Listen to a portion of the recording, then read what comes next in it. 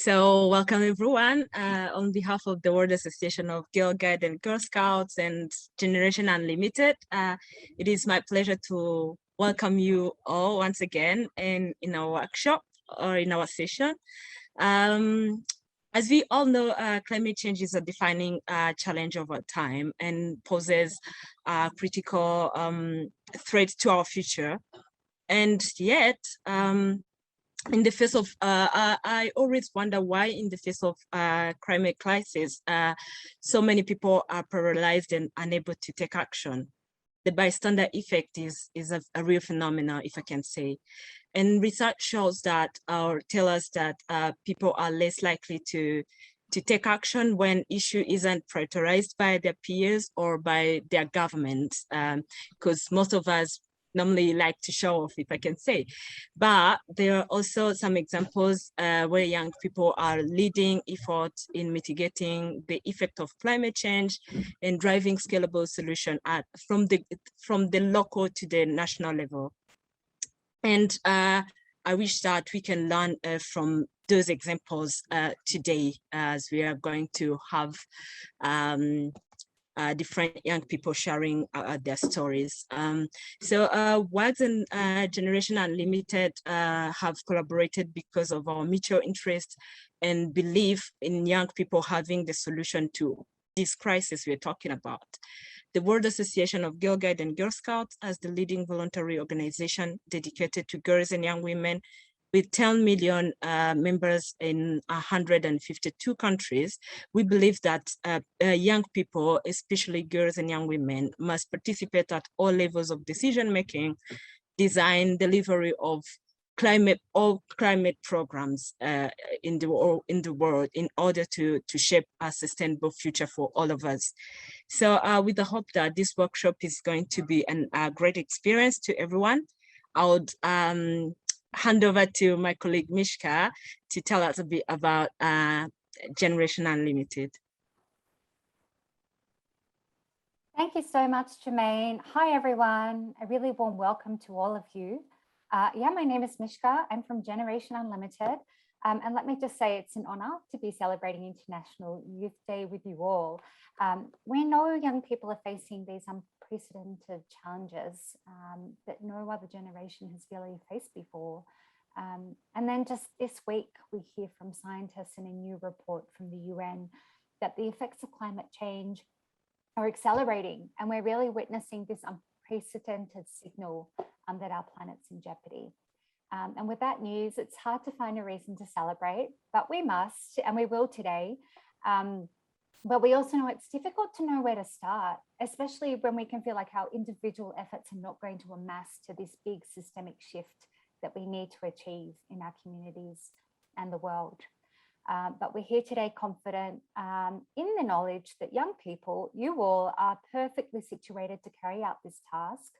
This generation not only cares and understands more about climate change than any previous generation, and perhaps that's because you see those daily reminders of how you're affected, your communities are affected, but you also visualize and advocate already for a future that looks quite different to the one you've inherited. Generation Unlimited works with young people as co-creators and change makers, and through the Youth Challenge, an initiative you're going to hear more about today, GenU puts young people really in the driver's seat to identify issues they see in their world and to provide them with the tools, networks, and mentorship to design, implement, and scale those solutions from the local to the global level.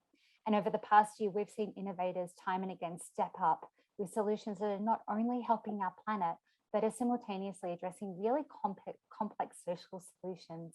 And we'll be hearing from them from today.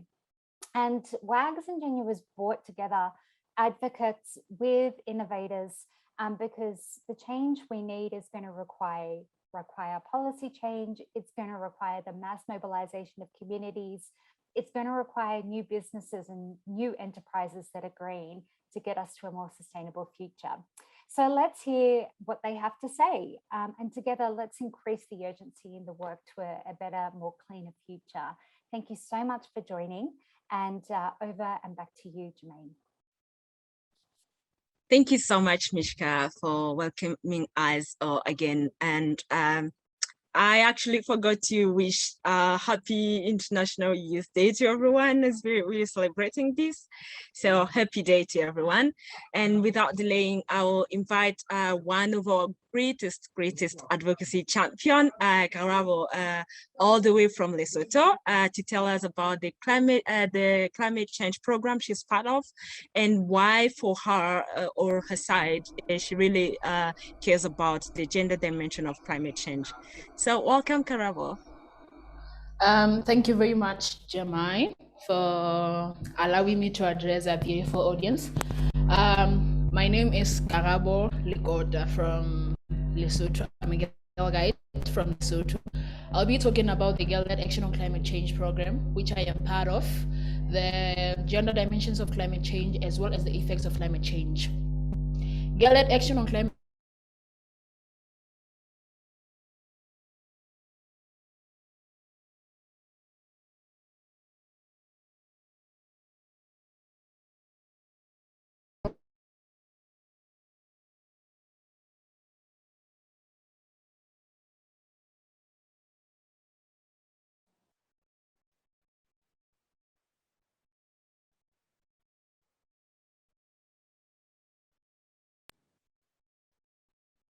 Oh, sorry, I think we lost you, Karabo. If you can hear us, can you try to?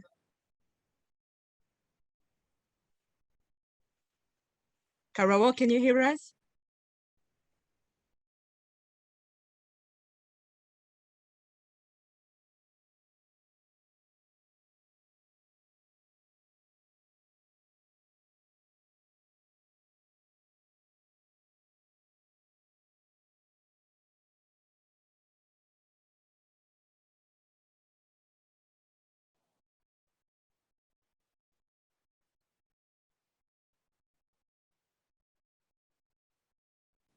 Okay, I think Karabo is experiencing connection problems, connection issues.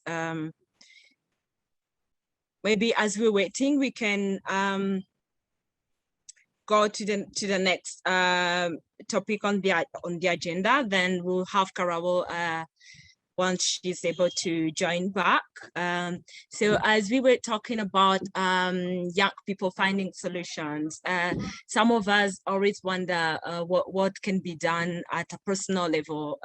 And sometimes we tell ourselves that we're not enough to make a positive change. But I would say that this is not true. Because my small effort or my small contribution combined with yours can make actually the change we want. So young women and men in WAGGGS and Generation Unlimited are doing wonders in their communities, are already doing wonders in their communities to tackle climate change. Allow me now to invite them so that they can share with us about their work. And I may start with Kelvin. It is my pleasure to invite Kelvin, the entrepreneur from Nairobi, Kenya. He'll share with us a story on how he's changing his community, and I hope this is going to inspire everyone here. So, Kelvin, you're welcome. Hello, thanks Jermaine for that warm introduction. So my name is Calvin Shikuku. I'm from Nairobi, Kenya. I'm very excited to be here, and I'm glad that everyone joined us for this informative session. I am a green entrepreneur, an environmental activist, and a youth advocate, and I am passionate about telling stories that inspire change in my community. I enjoy highlighting stories of marginalized people and advocating for youth-led solutions to greener communities. Having been raised in Mathare, which is one of Kenya's largest informal settlements, I have always wanted to help the coming generation face fewer of the challenges we are facing right now by being part of the positive change. I ran the Green Project Initiative, which I founded together with an interesting team of young people. GPI is an initiative we formed in 2019 to help eliminate poverty through the provision of decent work for youth in slum areas. We also wanted to pioneer an efficient system of garbage collection, sorting, and proper disposal. We wanted also to make our environment cleaner by reusing waste that ends up in public spaces and pollute our rivers. And lastly, we wanted to raise climate change awareness among people living in informal settlements, which we felt again was a challenge. So in 2020, we were among the winners of the Generation Unlimited Youth Challenge 2.0, which led to the formation of WAGGGS Limited that now engages unemployed youth in the provision of affordable, reliable, decentralized, and renewable energy in form of organic briquettes from waste in the environment. This has been effective in cutting dependency on expensive fossil fuels, hence enabling our community to take part in the global fight against climate change. The briquettes are made by collection of combustible waste material, which are then compacted to make them dense, and they are then made into convenient shapes that can be burnt like wood or charcoal. The raw materials are obtained from normally the domestic.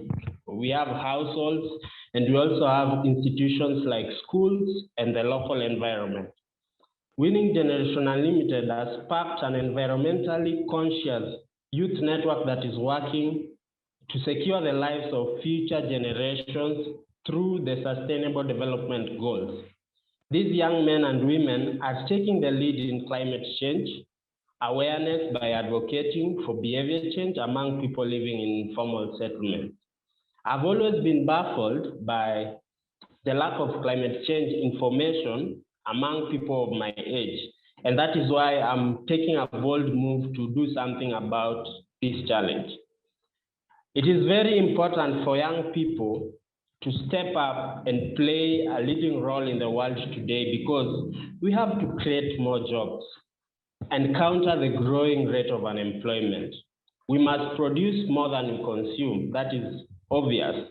And this great task can be accomplished easily with over 1.8 billion young people in the world. Young people are self-confident, they are hardworking, they have a burst of energy that can be harnessed to make this world a better place. It is therefore my hope that this workshop helps inspire you to use the same process we used to create the Green Project Initiative. Thank you all. Wow. Thank you so much, Kelvin. Thanks for inspiring us with your story. And you're doing a very, very great job down there in Nairobi. I have one question for you, but I'll save it for after, because I can't wait to hear from other young entrepreneurs or activists. So thank you so much for refusing to sit at the back and watch. So now allow me to give the floor to Foster, the advocacy champion in girl-led action on climate change in Tanzania. Through that program, through the climate change program, a lot is being done in Tanzania about girls and young women. So Foster will tell us a bit about that, and especially her personal initiative. And yeah, so we can't wait to hear from you, Foster. Welcome. Thank you, Jermaine.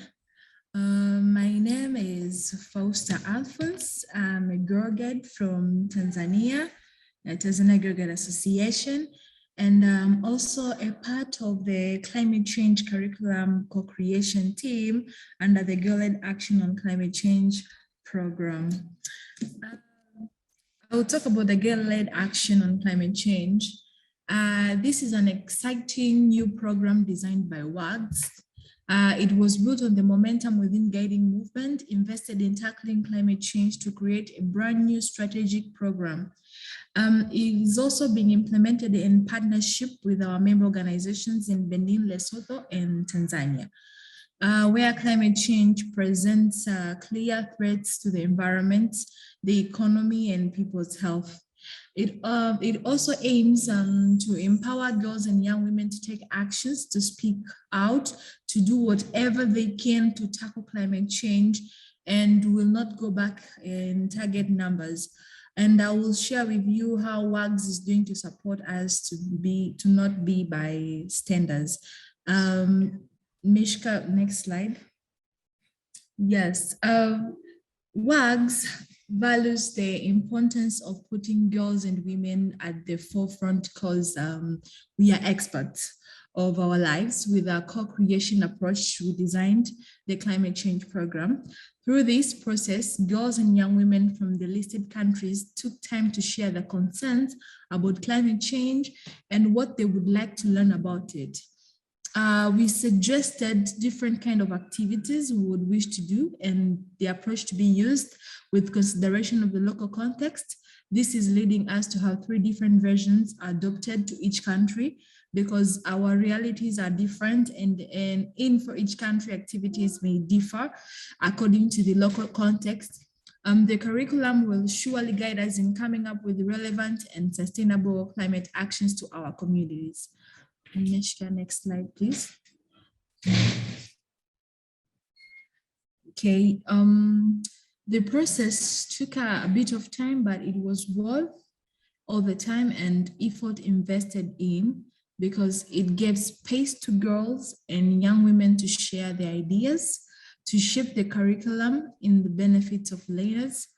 I learned a lot as a co-creation team member, and I am proud of seeing thoughts and the ones for other young women I represented reflected the document. We are yet to start rollout, however, I am sure that not only girls will be empowered, but also motivated to take actions in combating climate change. The program will support girls to come up with their own climate actions. I can't wait to expand the initiatives I have already started, the briquettes making. You may ask yourself, why did I choose briquettes? Allow me to briefly explain it. Next slide, please. Why have I thought of briquettes? After realizing that most of the families in my neighborhood use firewood and charcoal for cooking, I thought of all the effects this is making to my environment. I can share with you a few effects of using charcoal and firewood. The long-term exposure that can lead to asthma, dirty because when burning it gives off smoke and pollutes the environment through gases it emits. It also requires a big storage area and overexploitation leads to deforestation, leading to problems of soil erosion. After observing all these effects caused by it, I thought that it would be a great idea if women around me learn how to make briquettes. Next. As previously, Kevin talked about briquettes and what are briquettes. I hope everyone understood. And the briquettes are used to replace fossil fuels by households and industries for they are green, environmental friendly and sustainable, and it's easy to be handled. Therefore, the main advantages of briquetting are that they get rid of insects, decreases the volume of waste, produce efficient solid fuel of high thermal value. Next. As you can see in the pictures, that's me, Foster Alphonse. Foster Alphonse from Tanzania. As I said previously, I managed to train 20 women from Dar es Salaam region and to make on how to make briquettes. And the results were really positive since half of them started making briquettes for their families and promised to no longer use charcoal and firewood, which affects their lives, and others managed to start their own briquettes businesses. After training women in my community, what are the positive impacts after the use of briquettes? First thing, cleanness. most of the places where they used to dispose charcoal dust in open space are clean, since women tend to clean the area when they go for charcoal dust collection for briquettes making. And this resulted into having a clean environment. And depletion of financial expenses. This is a second point, as most of the trained women have started using briquettes, and this has helped them maintain their family financial expenses. Henceforth, using homemade briquettes instead of buying charcoal, which has always added in their daily budget. So women started making their own briquettes at home instead of buying charcoal and adding to family budget. So by making briquettes at home, it's used to save their daily family budget. So depletion of financial expenses at home. And also the fact that 20 women were trained in making briquettes for cooking, this means the charcoal production has reduced, even if it will be a little percent, but that doesn't stop the fact that 20 families no longer buy charcoal. And this means that by training more women, since women are mostly in charge of the kitchen in our families, then it will help a lot of people to never use charcoal or firewood for cooking, which at the end of the day tends to affect their lives, especially those in rural areas. By training more women, it will help them in the reduction of charcoal production. Thank you so much.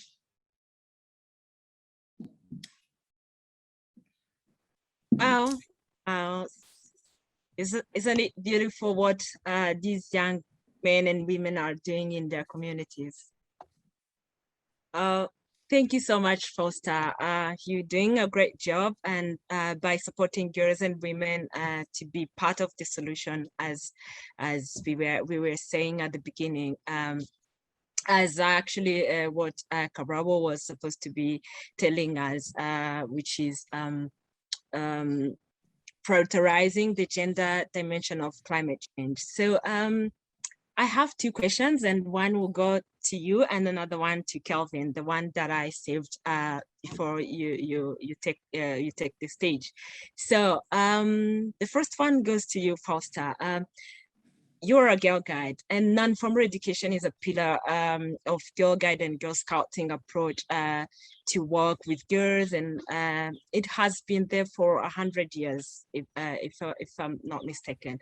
So can you tell us a bit about non-formal education, and why do you think this approach is really effective? Okay, thank you, Jermaine, for a very good question. WAGGGS uses non-formal education to support the development of young people in diverse groups. And this non-formal education, when used very well, it tends to create a learning environment where young people can take the lead and make choices on about what they're doing. And also this teaching method, by using non-teaching method, it has different elements. For example, learning in groups where people tend to get time to share different ideas. And also there's this my path, my pace, which tends to train on how to respect individuals. So you can see, and also the other thing is learning by doing.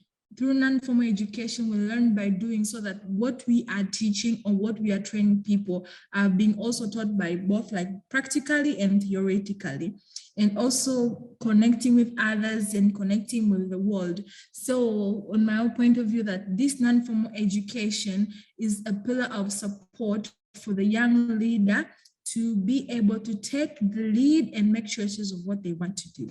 Thank you.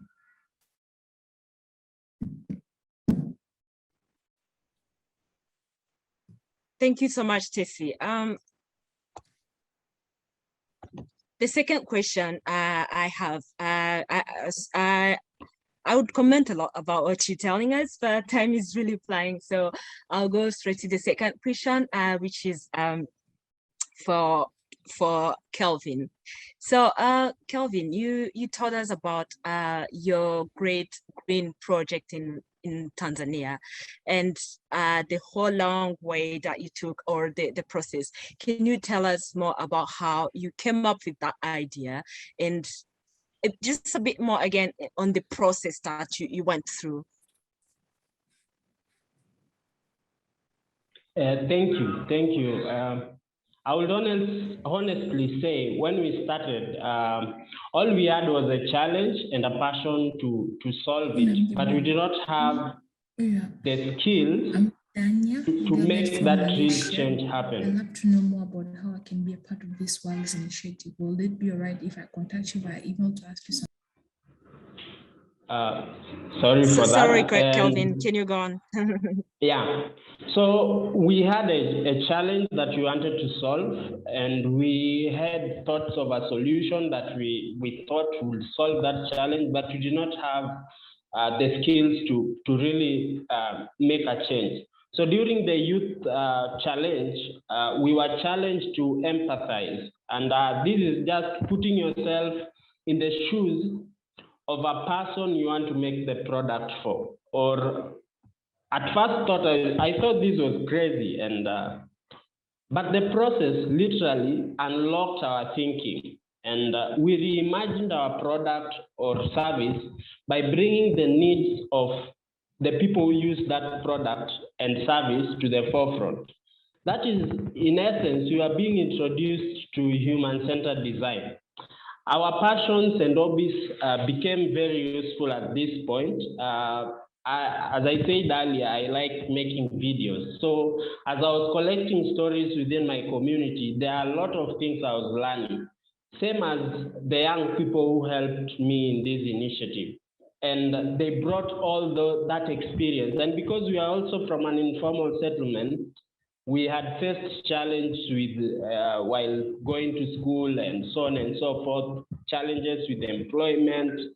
And so what started as a feeding program in schools ended up being an intensive youth-led process that is offering employment to unemployed youth. So through the process, this process that I just mentioned has been very cost-effective and efficient, and we were able to prototype and test our concept without wasting a lot of resources.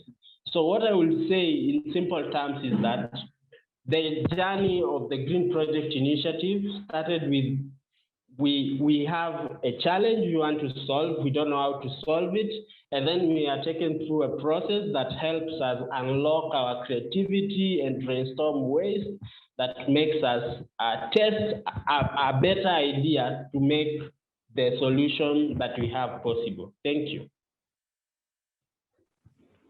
Thank you so much. Thank you so much, Kelvin. And that process, if I'm not mistaken, is called the human-centered design process.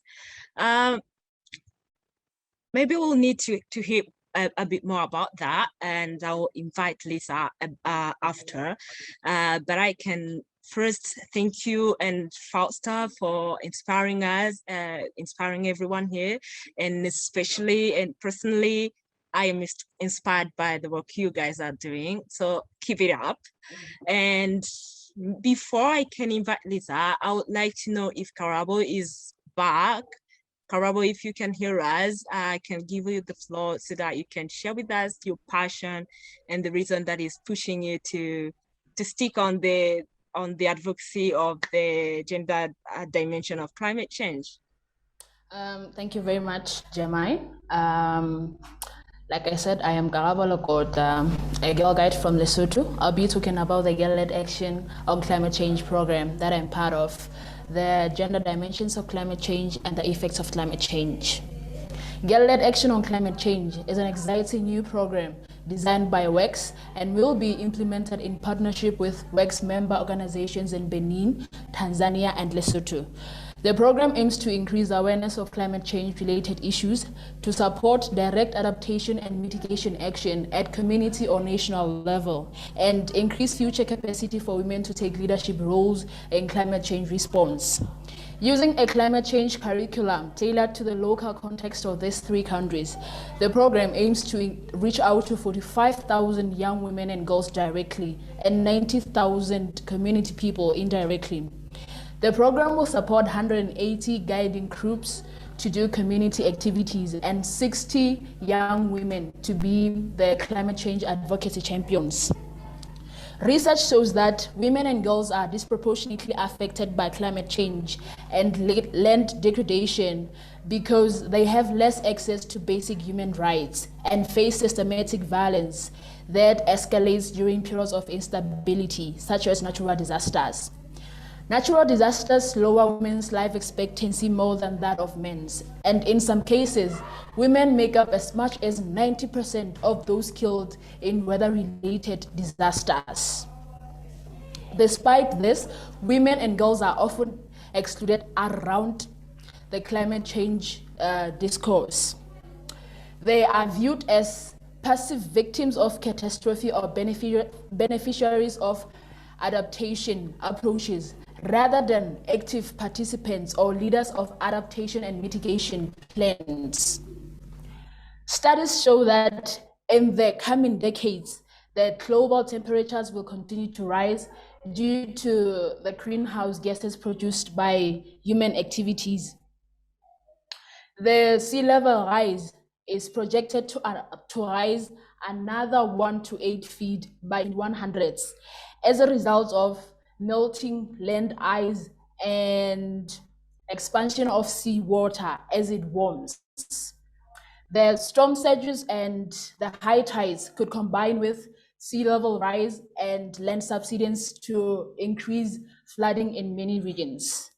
A lot of climate change effects are experienced around the world, and you may be experiencing it in your own way. And could you please share with us how there's some effects that you are facing where you are? Thank you.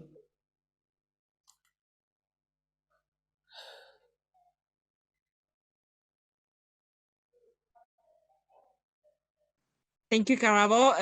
Karabo is requesting anyone who may be willing to share any climate change effect he or she is experiencing in her community or in the community.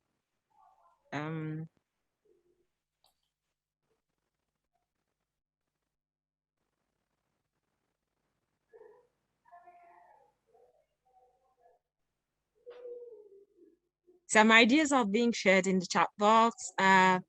Someone said we have wildfire on the West Coast, which is creating a lot of smoke. The wildfire spreading in Algeria, Turkey, and Greece. Freezing rainfall during hurricanes in Florida, floods in neighborhood, heat waves recording breaking high temperatures. As we can see, there are a lot of climate change effect around the world. Raining, flooding in Sri Lanka. News on daily basis about extreme weather reports from the expo about us being on court raid. That's very true. Thank you everyone for sharing, and I'm sure that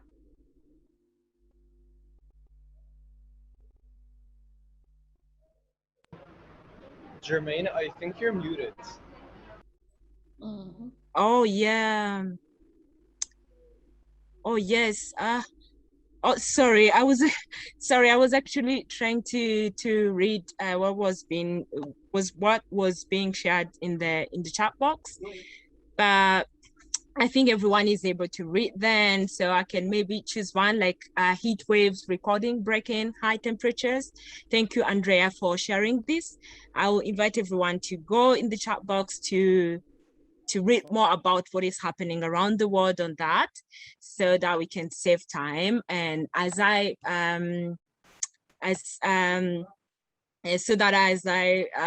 told you, we can have Lisa. But before that, thank you so much, Karabo, for clarifying and stressing the reason we have to, everyone needs to prioritize the gender dimension.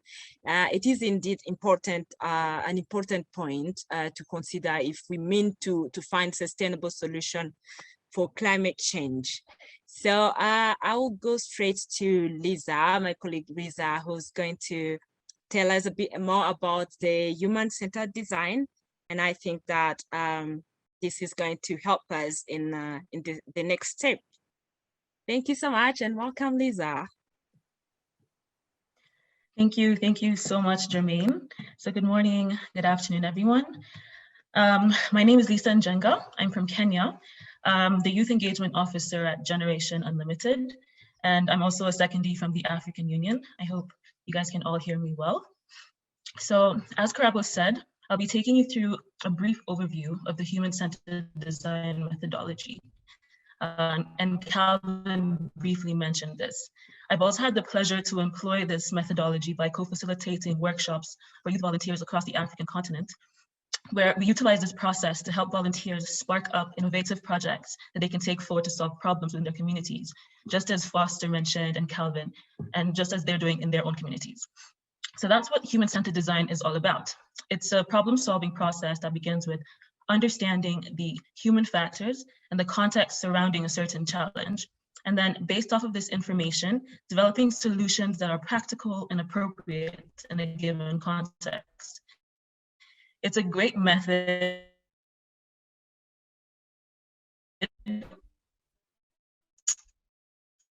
as anyone can be a designer. It's not just for experts. So you can be a designer, we can all contribution plus your small contribution can create by doing approach. Foster also mentioned this, where you're also encouraged to experiment, think outside of the box, and be okay with not having the right answer when you start the process. So with the human-centered design methodology, the problem and the solution emerge simultaneously. Next slide, please. Here we go. Next slide again. Great, so as you can see in this picture, it kind of gives us a bird's eye view of how the systems around us affect people's behavior. So this particular example is focused on the healthcare system. So we can see the lady on the right, let's call her Mariam. She needs to go to the clinic to ensure her child gets vaccinated, but you can see the challenges that she's facing. So the road is washed out, she has no credits on her phone to call the clinic to reschedule. So if we were human-centered designers looking to increase COVID-19 vaccination rates, these might be some of the challenges we may come across that need to be solved. Next slide, please. So we're going to get a little bit technical now. So the human-centered design process can be broken down into 4 phases. So first is the sensing phase, where the designers need to identify their target audience, gather insights about their audience, how the audience thinks and feels about a certain problem, as we did with Miriam in the previous slide, and identify what the audience would need for their problems to be solved. And then we move on to the ideation phase. And Karabo will actually take us through this a bit urgently as they assess the myriad of ways the problems identified are impacting the communities they aim to support, and then start to design ways they can play a role in addressing these challenges. As both Foster and Calvin said, they identified a problem in their communities and then figured out how to solve these through the briquettes.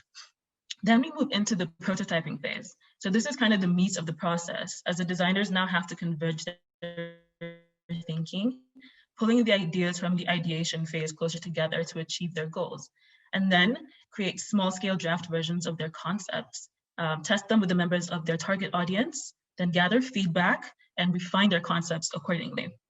Then finally, once you've consolidated the feedback gathered from the prototype testing, you get into your planning and implementation phase, where you as a designer discern which ideas you'll take forward, which ones you'll discard, and then identify the core elements that are needed to make the project successful, and then start working towards that.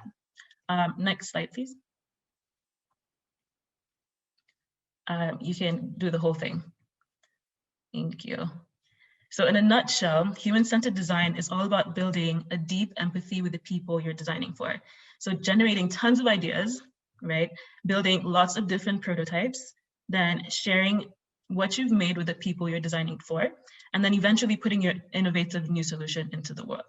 And so as you can see, the double diamond approach, where as I mentioned, you start with a divergent way of thinking until you hone into the solution that is going to solve the challenge that you identified. So today we will be learning by doing, and we're going to get into the mindset of a designer, and we're going to think through some ideas for solving some climate challenges faced by a community in Tanzania. And Karabo is going to take us through that. So let me hand back over to Jermaine so that Karabo can come in. Thank you so much.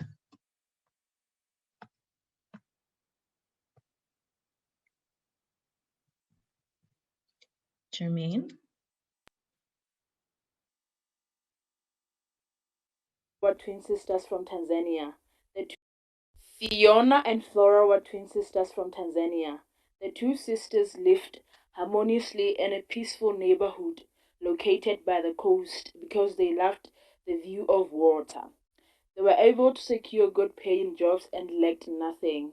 They encountered extreme heat together with dryness as a result of lack of rain due to climate change. One beautiful Saturday morning, they were outside their house watching the sun rise. Suddenly, they heard people shouting that there is flooding due to the fall and rise of the sea. Therefore, they had to go to a safer place. When flooding had stopped, they discovered that their neighborhood was destroyed, so does their workplaces, so they had to resettle to another part of the country. They encountered yet another misfortune upon their arrival on the resettlement area. They had to find means of surviving since they had lost their jobs and they decided to do farming for the meantime. Unfortunately for them, their new place had cholera outbreak, which they believed to have been caused by water pollution, which is the main problem of the area. They also found out that there is malaria due to an increase in temperatures and rainfall, since these two factors make the mosquito habitats more habitable. The twin sisters discovered that there was scarcity of clean drinking water, that sometimes instead of finding clean water for drinking, they find salty water. Then the two sisters decided to find residence in another country, being Lesotho. They made sure that their travel documents were ready before traveling. On the day of the trip, they bid farewell to their friends and went to the airport to catch their plane. When the plane landed at OR Tambo International Airport, they took the plane that would take them to Lesotho. Finally, they arrived in Lesotho, found a place to stay, and began a new life. A year being in Lesotho, the twins faced elongated wet spells and dry spells, which impacted agricultural sector as a main source of livelihood for Basotho. They also learned that there was an unusual variability in temperatures, which in actual fact made life difficult for them because no one can actually work under the scorching sun nor during the cold, snowy days. In all this predicament, the sisters realized that women and girls are disproportionately affected by climate change effects. They finally realized it as a global issue without an escape route, and things are already bad, but it will get worse if nothing is done to tackle climate change. They were not sure they could do something big to fight this heinous monster.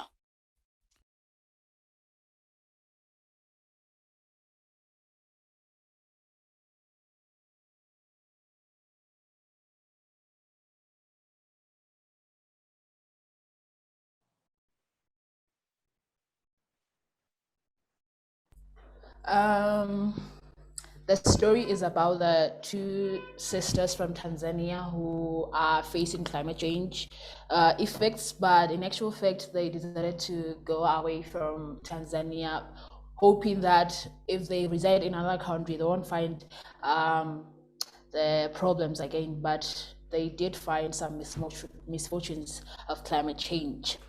Next, I would like to introduce my friend Omar, a green social entrepreneur from Syria, who will tell us a bit about himself and guide us through to the next steps. Thank you. Omar? Hello everyone, how's everything going? I hope all is well. Is my voice clear before I start? Okay, that's great. Hello everyone. I'm Omar Kaziz from Damascus, Syria. I'm 18 years old and I'm the founder of Guardians of Nature. Guardians of Nature is a movement that has started through Generation Unlimited, and it only started through an idea. In today's session, which is the ideation session, we're going to come up with multiple ideas and try to find solutions. The same thing that I did with Guardians of Nature. Guardians of Nature basically aims to raise sustainability awareness, climate change awareness, environmental awareness, and many more through many steps, whether it's workshops, solution we're giving to people, etc. And through Generation Unlimited, we've competed for the challenge this year, and we were one of the semi-finalists to present our project. First, before I start, I want to thank Caribou for the amazing fictional story, and thank you for sharing more details about climate change and letting us know about that challenges that we're facing worldwide. Um, and I just want to hear back from you guys. What do you think about the workshop, possibly, and especially what Karabu has introduced to us through the story? Please feel free to leave your comments in the chat box.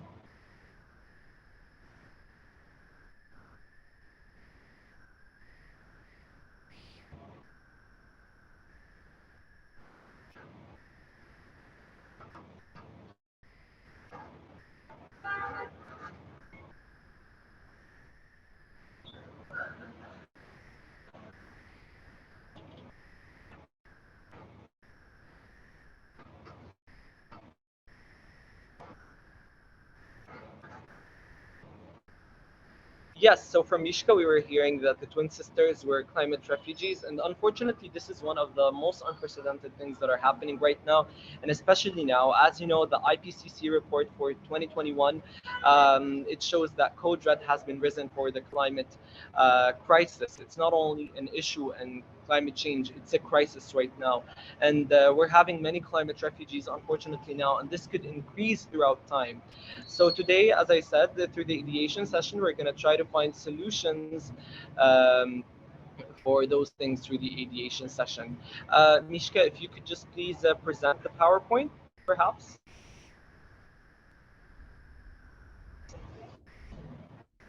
Okay, so next, as I aforementioned, we're going to run a rapid fire ideation session based on the human-centered design process that was shared earlier by Lisa.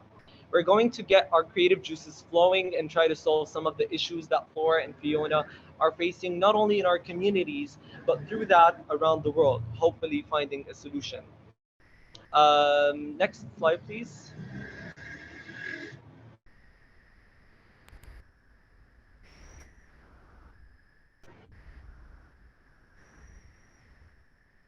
Now, as you know, to be honest, you don't need to be an expert innovator to come up with ideas. That we've included enough information about Flora and Fiona's story for you to get started. Now, let's revisit all of the issues that Flora and Fiona were facing. Like, for example, what might they need exactly? A new livelihood, a safe living environment, or perhaps how to solve the diseases caused by the floodwater. There's a lot of challenges there, but draw to your own experiences and understanding of climate change issues and the challenges standing with your own communities. We can empathize with Flora and Fiona. So today, let's think of possible solutions that could help address some of those challenges. Next slide, please. Okay, so today our session is gonna break into two parts, the ideation and the feedback.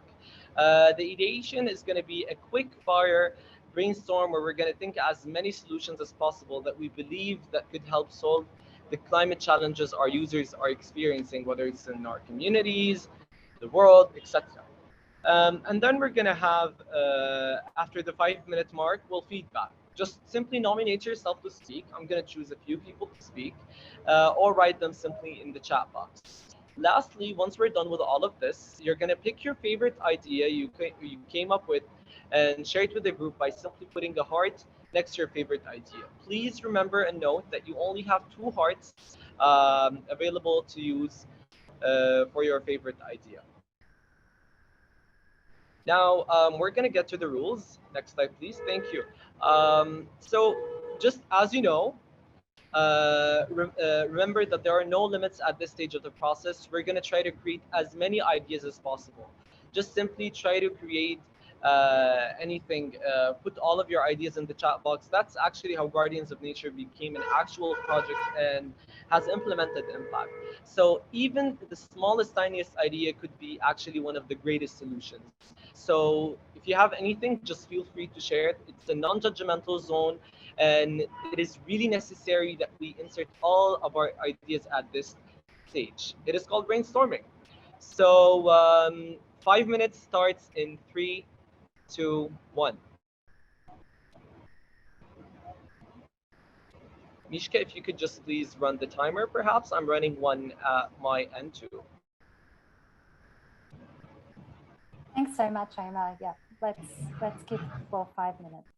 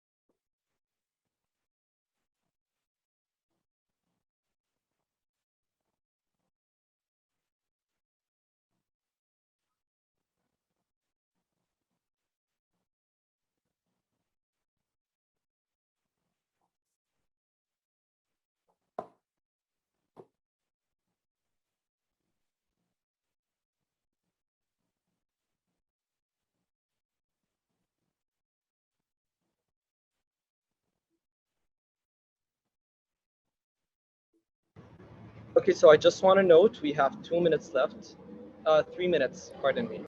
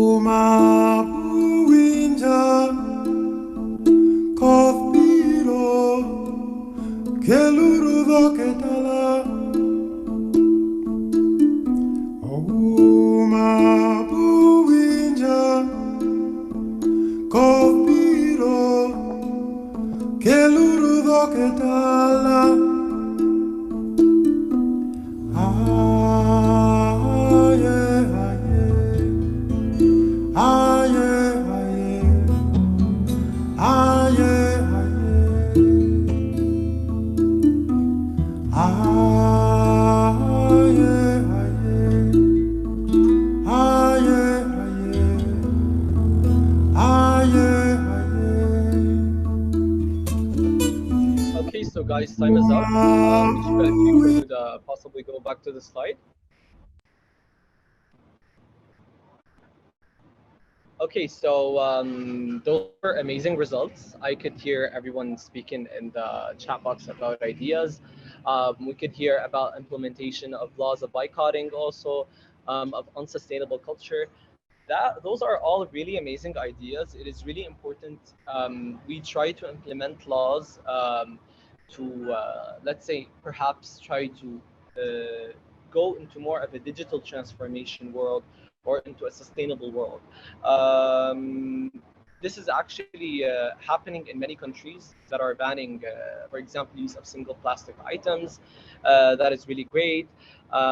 We could also hear about weekend workshops in local communities on climate change adaptation skills and how to grow your own food by Jenny. Actually, that's one of the things that Guardians of Nature is doing. That's really amazing. Buying products that are built to last by Alexandra, that's amazing. That's also really great. Jenny, I would also like to invite you to perhaps explain phone apps for sharing items more easily between households and neighbors. If you want, feel free to. I don't want to put you on spot.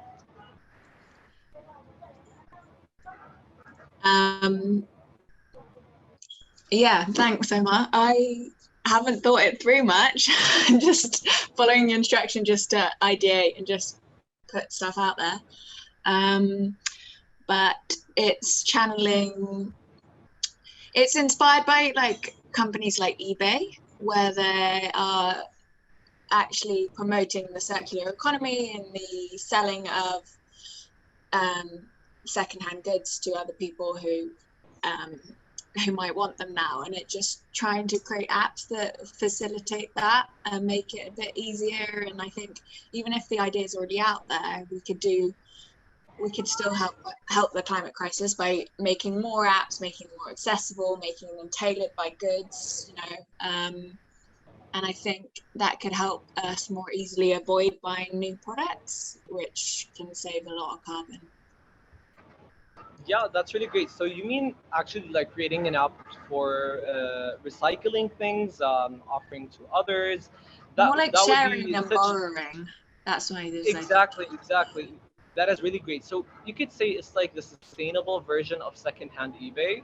That sounds really great. I'd also like to take another idea, perhaps. Okay, so if you could just bikes that bring products to your house without you having to buy them from big supermarkets covered in plastic. Could you please also briefly explain that, Jenny? It's actually one I saw it one time. So these aren't. I saw this kind of bicycle cart. Well, it was like, I think it was powered by. I think it actually wasn't. It wasn't a bike. I think it was a vehicle. But to make it more sustainable, I thought, okay, let's make it, yeah, kind of run by bikes. But it's like, and then you have a cart at the back, and they'd have like glass jars filled up with rice and lentils and products like that, and it can help with behavior change, because a lot of us want to do that, but we just go to the big supermarkets. They're cheaper, but it means that we buy smaller and we buy covered in plastic. Whereas if we built a mechanism like bikes that went around the neighborhoods and made, you know, they play a certain song, like kind of ice cream bands in the UK, you always know when the ice cream bands are around because you hear them. And maybe we could do the same thing where they have that same, like a very iconic song, and then you know, oh right, it's your whole, you know, it's your supplier that's come around the street, and everyone goes on the street and picks up what they need. I don't know. So it's just an idea. No. It's actually such an amazing idea. It's like creating a sustainable shop that first cuts transportation, and you could find it in your own neighborhood. So yeah, that first cuts carbon emissions from transportation, which is a really great idea. And second, it cuts the, like, you know, the use of single-use plastic items, etc. And it brings more of sustainable items to many neighborhoods. That's really great. So I'm just gonna take one last person. Please feel free to raise your hand, and I'll just take anyone.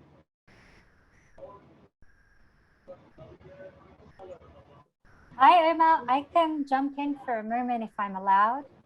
This is Mishka. Yes, most certainly. That would be really great. I was just thinking, by the end of the video, Flora and Fiona realized that wherever they were going to move to, they still kept on coming across climate change challenges, whether it was floods, new climates, disease, etc. And I think by the end, maybe they realized that it was time to roll their sleeves up and get involved and try and address climate change and even some of the gender dimensions of climate change. And I think many of us would dedicate our lives to fighting climate change, but we all need to earn a living, right? We have to do our daily work as well as try and solve climate change. And so I think, honestly, governments and the private sector need to provide and produce more green jobs, and so that it can provide a livelihood and a subsistence to communities and countries, and so that we can all play our part but also earning a livelihood at the same time. That's my small idea. Thanks, Soma. That's anytime. Thank you so much for your idea, Mishka. Actually, that's one of the things that the US is doing right now. They have something called the Green New Deal, which basically is doing, like, that transition into of a more green world and green jobs, because having more sustainable solutions opens the doors to even further more markets. So yeah, that's really great. But the thing is for us to convince people and to actually find more solutions. And that's one of the things that I'm really glad that we were able to do today, to find ideas and solutions. So I think I'm going to conclude that for now, for reading the ideas. I'd like now to invite you to heart your favorite ideas in the chat box. Once again, remember that you only have 2 hearts to use to choose 2 of your most favorite ideas. Then we'll choose. So it's just like simply a voting mechanism. Just let us know about them.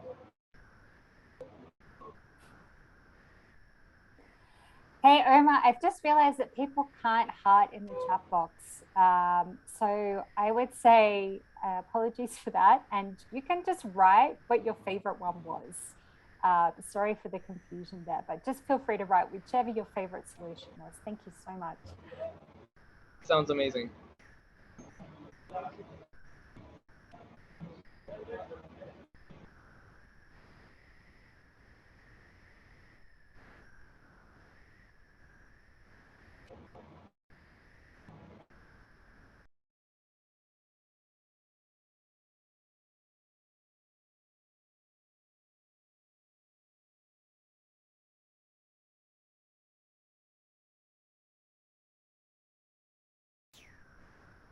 Okay, guys, perhaps once again, if you want to vote for any ideas in the chat box, just rewrite the idea that you found interesting above, and let us know what you think about it.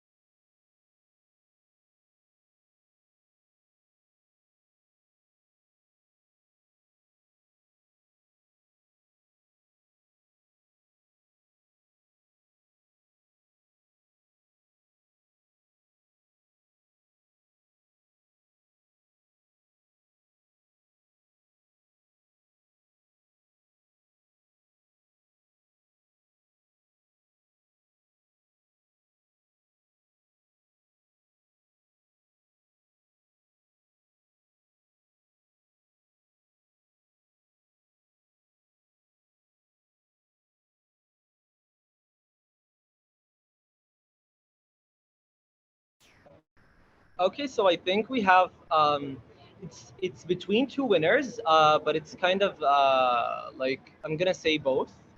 So first, we have the idea of, like, creating a boycott culture, or in some type of way that it's leaning more towards implementing laws that prevent of using unsustainable products, or implement certain restrictions, which is actually happening right now. So we need to push governments to do that. We can do that on our own behalf by advocacy, for example, or rejecting unsustainable products. Like, for example, rejecting using plastic bags. If the supermarket asks you why, just be straightforward. Raising awareness. That's what you can do on that behalf. And the second, and the second most voted idea, which is the bikes idea, I really love that one. So that's really such a great idea, Jeannie. Or Jenny, my apologies. That also could work. We could perhaps create something like, let's say, a shop that we created online, and people could just, like, for example, say I want this and that in like sustainable ways, and there could be like certain points in areas, and they'd be delivered through bikes. So all of those are amazing ideas. I really want to thank you for your creativity and brilliant ideas, and highly encourage you to take them forward and see how they would work within your own communities. Because as I said, even if it's the smallest idea, it can become one of the greatest solutions. That is what happened with Guardians of Nature. We're right now working on implementing our project on a large scale, and I highly encourage you to do so. Thank you so much, everyone, once again, and I'll conclude this session. For now, and I also want to remind you that next time you see the effects of climate change, take a step back, take a deep breath, and remember that a challenge is simply a solution ready to be solved. Thank you so much once again, and stay optimistic. Go and find solutions, implement those solutions, and I'm also gonna leave my LinkedIn account. Feel free to reach to me if you want to connect, perhaps, or see if we could work on something. Thanks so much again, and that's it for now. Have a great day.